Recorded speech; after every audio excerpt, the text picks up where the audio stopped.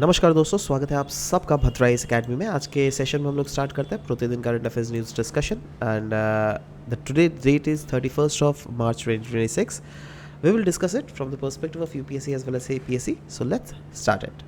The very first news, if I talk about, this is talking about single use plastic ban in India के बारे में। बहुत important अच्छा news है, जहाँ पे बताया जा रहा है सिंगल यूज़ प्लास्टिक्स जो होता है वो इंडिया में बैन तो कर दिया गया formally, but what is the ground reality of it, right? मतलब क्या रियलिटी में ग्राउंड में ये बैन अप्लाई हो रहा है, and what are the policies related to it, right? Government ने क्या क्या पॉलिसीज बनाई है और ग्राउंड रियलिटी क्या है regarding single use plastic ban के रिलेटेड। नाउ पहले तो समझ लेते हैं सिंगल यूज़ प्लास्टिक होता क्या है। देखिए, आप बहुत समय होटल्स में जाते हो तो आपको इस टाइप के ग्लासेस मिलते हैं, इस टाइप के स्पून्स मिलते हैं, प्लेट्स मिलते हैं प्लास्टिक से कप्स मिलते हैं। क्या आप उस प्लास्टिक के कप को दोबारा फिर से यूज़ करते हो क्या? नहीं ना। तो those plastics are single use plastic, right? और इसी के रिलेटेड गवर्नमेंट ऑफ इंडिया ने ऑलरेडी बैन भी इसको किया है under this very rule, that is plastic waste management rules of 2016, जिसको 2021 में अमेंड किया गया था। और इसके अंदर जुलाई 1 2022 से नेशन वाइड बैन है ऑन दिस प्लास्टिक्स। बट यहां पे यही बोला गया है दैट ये बैन क्या इम्प्लीमेंट हर जगह किया जा रहा है। इसी मुद्दे पे आज के सेशन में हम लोग बहुत होलिस्टिकली इसको टॉपिक को डिस्कस करेंगे। जीएस पेपर 3 के environment and ecology, pollution control, government policies and interventions, इस टॉपिक से आप इस टॉपिक को बिल्कुल रिलेट कर सकते हो। सिंगल यूज प्लास्टिक्स ये क्या है? ये वो प्लास्टिक आइटम्स है जिसको डिजाइन ही ऐसे किए जाते हैं जिससे क्या इनको यूज किया जाए फिर से डिस्कार्ड कर दिया जाए। जैसे कि ये सब सारे पिक्चर्स में आपको देखने को मिल रहा है ना, जिसमें थिन प्लास्टिक बैग्स होते हैं, कप्स होते हैं, स्ट्रॉज होते हैं, कटलरी एंड व्हाट नॉट। अब यहां पे बोला गया है that throughout the nation different regions है जहां पे इस कानून का बहुत ज्यादा वायलेशंस हो रहा है। फॉर एग्जांपल भुवनेश्वर 89% जो कस्टमर्स है, जो बिजनेस ओनर्स है, they are violating it. Delhi में ये 86% है, मुंबई में ये 85% है, गुवाहाटी में ये 76% है। बट ओवरऑल नॉर्थ ईस्ट में तो सबसे ज्यादा यहीं पे हो रहा है ना। तो यहाँ पे यही बोला गया दैट भले ही बैन एग्जिस्ट कर रहा है बट क्या इसका इंप्लीमेंटेशन हो रहा है प्रॉपर्ली? नहीं, मतलब इसका इंप्लीमेंटेशन बिल्कुल वीक है। नाउ कॉमन जो बैंड आइटम्स जो कि स्टिल इन यूज लिए जा रहे हैं वो क्या है? Thin plastic carry bags, disposable cutleries जिसमें स्पून्स आते हैं, फोक्स आते हैं, plastic cups, plastic plates, plastic straws and what not. ना इसके कंप्लायंस पैटर्न भी है, दैट इज अगर ऑर्गेनाइज्ड एंड इनफॉर्मल सेक्टर देख लीजिएगा, यस ये मतलब ऑर्गेनाइज सेक्टर इसको कितना मान रही है और इनफॉर्मल सेक्टर इसको कितना मान रहा है। अरे ऑर्गेनाइज सेक्टर को तो मानना ही चाहिए, जैसे मॉल्स, बिग स्टोर्स, और ये लोग मान भी रहे हैं। आप देखो, आप कभी भी अगर कोई बड़े दुकान में जाते हो तो आपको या तो पेपर बैग्स देते हैं या फिर आपको कुछ यार्न के बने हुए बैग्स दिए जाते हैं, जूट के बैग्स बिकते हैं अभी, राइट? तो यहाँ पे बोल रहा ऑर्गेनाइज्ड रिटेलर्स जो है वो तो स्ट्रिक्टली इसको मान रहे हैं, बट कहीं ना कहीं जो स्मॉल वेंडर्स होते हैं, जो इनफॉर्मल मार्केट्स होते हैं, वहाँ पर कंप्लायंस बहुत ही पुअर है। वही बोला जा रहा है that there is lack of awareness, cost constraints है, वीक इन्फोर्समेंट है ग्राउंड लेवल में। और पता है what is the drivers behind the use of these single use plastics? कौन इतना ज्यादा यहां पर जो भुवनेश्वर में, गुवाहाटी में जो इसका वायलेशंस हो रहा है, क्यों हो रहा है? क्योंकि हाई कस्टमर डिमांड। अब कस्टमर्स ही ऐसा है ना, ये लोग देना ही नहीं चाहते हैं हाई बड़े बड़े अरे बैग का एक्स्ट्रा कौन पैसा देगा भाई? 1 रुपया भी नहीं देगा कोई भी, राइट? और इसीलिए कहीं ना कहीं 91% vendors reportedly that customers demand carry bags. अब वेंडर्स क्या करें, वो लोग को तो अपना सामान बेचना पड़ेगा ना, राइट? वही बोला गया। Even though 55% customers bring their own bag, but still बहुत सारे लोग तो ऐसे बोलते नहीं प्लास्टिक फ्री वाला बैग दीजिए हम लोगों को, है ना? अब इंसान करेगा क्या? आपका ही बिजनेस है, आप क्या उस छोटे से बैग के लिए अपना बिजनेस बंद कर दोगे? नहीं ना कभी, राइट? वही बोला गया। Next is cost advantages. देख लीजिएगा तो सिंगल यूज प्लास्टिक्स बहुत ही चीप होते हैं, ये इजीली अवेलेबल होते हैं और ये ऑल्टरनेटिव होते हैं क्लोथ, पेपर या फिर जो कॉस्टलियर एंड बेगासेज होते हैं उनके रिलेटेड, राइट। अनडाउटेडली आप सोचो ना, क्लोथ बैग, मुझे याद है मैं एक जगह में यहाँ पे ले गया था, बिग बाजार में खरीदने कुछ गया था, so I just purchase that very bag and that costed me around 20 to 24 rupees, right। वहीं पर प्लास्टिक बैग का क्या आपको एक भी पैसा देना पड़ता है क्या? नहीं ना, ऑलमोस्ट फ्री होता है वो चीज़ें, राइट। तो वही बोला गया दैट ये सब जो ऑल्टरनेटिव जो है ना, इको फ्रेंडली जो हम लोग बात करते हैं, वो बहुत कॉस्टली भी होता है। Perception of hygiene, yes, vendors believe करते हैं दैट डिस्पोजेबल प्लास्टिक बैग्स जो है ये ज़्यादा हाइजीनिक होता है देन द रीयूजेबल ऑप्शन। ये भी कहीं ना कहीं अगर एक एंगल देख लीजिएगा, अगर आप सोचो जूट वाला बैग खरीद ले रहे हो, उसको समय के साथ साथ धोना पड़ेगा ना, बट क्या ये प्लास्टिक बैग्स में ये सब टेंशन लेना पड़ता है क्या? बिल्कुल नहीं, राइट। तो ये सब चीज़ें हैं जो क्या ड्राइव कर रही है the use of single use plastics. अब सवाल होता है तो ठीक है, अगर सिंगल यूज़ प्लास्टिक्स को आप मना कर रहे हो लोग तक, इसके ऑल्टरनेटिव्स क्या है? देखो इसके ऑल्टरनेटिव्स क्या है, जैसे मैंने बोला bagasse plates, cloth bags, wooden cutlery, steel utensils या फिर एल्युमिनियम फॉयल कंटेनर्स, ये सब तो है ही, बट ये सब क्या है?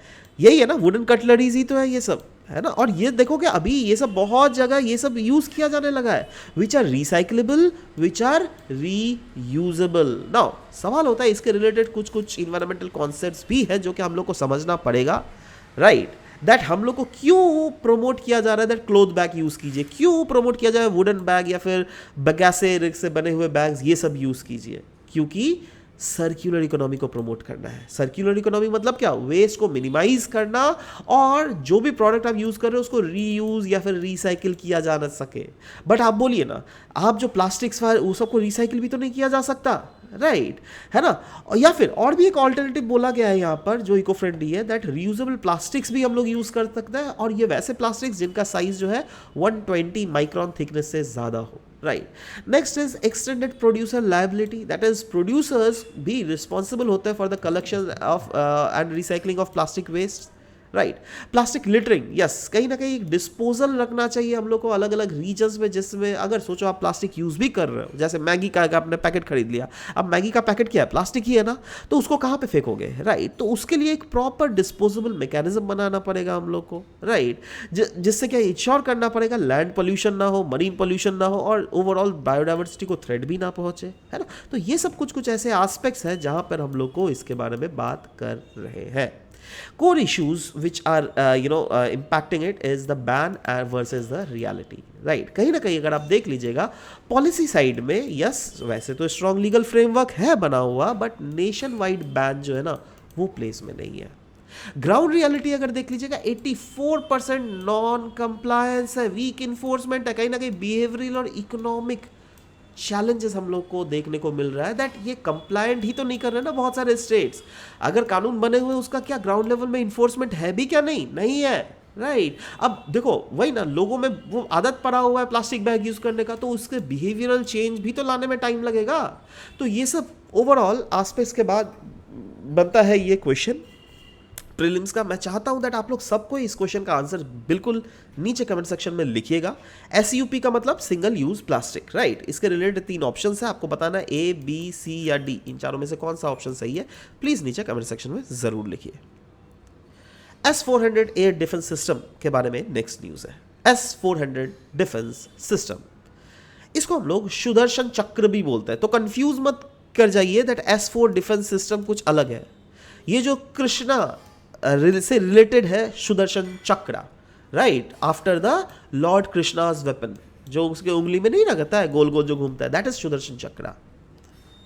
नाउ सुदर्शन चक्र क्या करता था, दैट कोई भी अगर कृष्ण जी के आसपास अगर बाधा होता था तो वो सुदर्शन चक्र को छोड़ देते थे, वो खत्म हो जाता था, राइट। लाइकवाइज S-400 भी कुछ ऐसा ही, इसको जब रिलेट किया गया कोई तो रीजन होगा, राइट। चलो डिस्कस करते हैं क्यों न्यूज में था, इसके क्या क्या बेनिफिट है, इंडिया के पास अगर है तब इंडिया किस एज में आगे है, राइट। सो GS पेपर 3 के internal security, defence technologies, security challenges management, इन टॉपिक से आप इसको रिलेट कर सकते हैं। नाउ इंडिया ने साइन किया है 2018 में ही, उन्होंने रशिया के साथ साइन किया था S-400 मिसाइल सिस्टम का, जो क्या एक एंटी मिसाइल सिस्टम है। 5 स्क्वाड्रन्स इसके ऑर्डर किए गए थे, और इस ऑर्डर का इसको हम लोग लोकली मतलब इंडियन कंटेक्स्ट में हम लोगों ने नाम दिया एज सुदर्शन चक्र, राइट। करंट अगर स्टेटस देख लीजिएगा, वैसे हम लोगों ने 5 का ऑर्डर तो किया गया था, बट 3 स्क्वाड्रंस ऑलरेडी अभी ऑपरेशनल में है और 2 जो अभी यूनिट है और भी ये डिलीवर होने वाला है बाय द ईयर 2026, जो कि अभी एक्सपेक्ट किया जा रहा है बाय 2027 अर्लियर मंथ तक डिलीवरी हो जाएगा। इसके की फीचर्स की अगर बात करें S-400 के, तो यस, ये एक लॉन्ग रेंज एंगेजमेंट है। It can detect and destroy target up to 400 kilometres तक ये टारगेट को detect as well as destroy कर सकता है। ये एक मल्टी टारगेट कैपेसिटी के साथ आता है, मतलब ये इजीली टारगेट और इंगेज कर सकता है फाइटर जेट्स को, बैलिस्टिक मिसाइल्स को, क्रूज मिसाइल्स को, ड्रोन्स को भी कर सकता है। और इसमें एडवांस्ड रडार सिस्टम लगे हुए रहते हैं जो कि साइमल्टेनियसली एक ही नहीं बल्कि मल्टीपल टारगेट्स को इंगेज कर सकते हैं। अब आप खुद सोचिए, it is not a joke. अगर आप एक साथ मल्टीपल टारगेट्स को इंगेज कर सकते हो, yes, it is not a joke. इसकी अगर ऑपरेशन वैलिडेशंस की अगर बात करें, यस, ऑपरेशन सिंदूर में this has prove to a huge success, क्योंकि इन्होंने इनकमिंग मिसाइल्स को इंटरसेप्ट किया था, इन्होंने न्यूट्रलाइज किया था बहुत सारे ड्रोन्स को, और अगर इसकी इंटरफेरेंस देख ले तो yes, it has proven combat effectiveness in real scenarios because it has already been used in the context of operation Sindoor. Now सवाल ये होता है दैट क्या S-400 सिर्फ रशिया के बाद सिर्फ इंडिया के ही पास है क्या? नहीं नहीं, इसका आंसर ये गलत है, क्योंकि इंडिया के पास ही नहीं, ये चाइना के पास भी है, ये तुर्की के पास भी है और ये बेलारूस के पास भी है। नाउ सवाल होता है दैट वैसे तो यूएसए ने एक कानून बनाया था जिसका नाम था काटसा act, right, countering American adversary through sanctions act, ऐसा कुछ नाम था इसका, राइट। मतलब अगर यूएसए ने ये बोला था दैट देखो भाई, हमारे जो अलाइन या फिर लाइक माइंडेड कंट्रीज है, वो अगर कोई भी रशिया से अगर कुछ भी डील कर रहा है डिफेंस में, तो हम उन पर ये कैट्सा के तहत सैंक्शंस लगाएंगे, राइट। तो वही है, countries buying Russian defence system में फेस सैंक्शंस, बट इंडिया ने अपना स्ट्रैटेजिक बैलेंस को मेंटेन करके रखा है और इंडिया ने स्ट्रैटेजिकली क्लियरली यूएसए को बोल दिया देखो भाई, हमारे लिए अभी डिफेंस इज प्राइम थिंग। आप तो हमारे को सिर्फ डिफेंस का माल ही बेचते हो, टेक्नोलॉजी तो ट्रांसफर नहीं करते हो। दूसरा जगह कोई अगर टेक्नोलॉजी ट्रांसफर कर रहा है, जैसे रशिया, जैसे इजराइल, ये हमारे साथ सिर्फ वो अपना डिफेंस प्रोडक्ट नहीं, टेक्नोलॉजी भी दे देता है। अब टेक्नोलॉजी मिलने से क्या फायदा होता है, हम लोग वही चीज़ इंडिया में भी प्रोडक्शन करके खुद भी आगे बढ़ सकते हैं, समझ लो। तो ये चीज़ है जो कि हम लोग को रशिया से मिल रहा है। स्ट्रैटेजिक इंपॉर्टेंस अगर देख लीजिएगा इंडिया का, यस, इंडिया का जो एयर डिफेंस शील्ड है वो इससे कहीं ना कहीं स्ट्रेंथन हो रहा है, क्योंकि ये हम लोग को प्रोटेक्ट कर रहा है against enemy aircraft and missile attack. यही नहीं, ये काम कर रहा है as a deterrence capabilities, yes, ये एक्ट करता है as a strong deterrent against the adversaries. Multi layer defence system बना हुआ है ना, और जो क्या कॉम्प्लीमेंट करता है विद इंडिजिनस सिस्टम जैसे आकाश, है ना, आकाश भी तो ये एंटी मिसाइल डिफेंस सिस्टम ही है, ठीक है। तो इसके साथ ये कॉम्प्लीमेंट करता है ना, अदर मिसाइल डिफेंस प्रोग्राम्स के साथ भी ये कन्वर्जेंस करता है। यही नहीं, अगर जियोपॉलिटिकल सिग्निफिकेंस की अगर बात करें, यस, इंडिया का एक स्ट्रैटेजिक ऑटोनॉमी है, वो हम लोग को यहाँ से रिफ्लेक्ट होता हुआ देखने को मिल रहा है, right. And there is continuous defence ties with Russia's as well which are being observed, right. Now on the basis of this is a question which has been given. I'm just expecting that you can easily solve this very answer. Three options, like three statements are given. On the basis of these four statements are given, please try to write the correct option out from the options given below, and I'll be surely checking your answer whether it's true or not, right. So this was all about the discussion that we had. Thank you for your discussion. Thank you.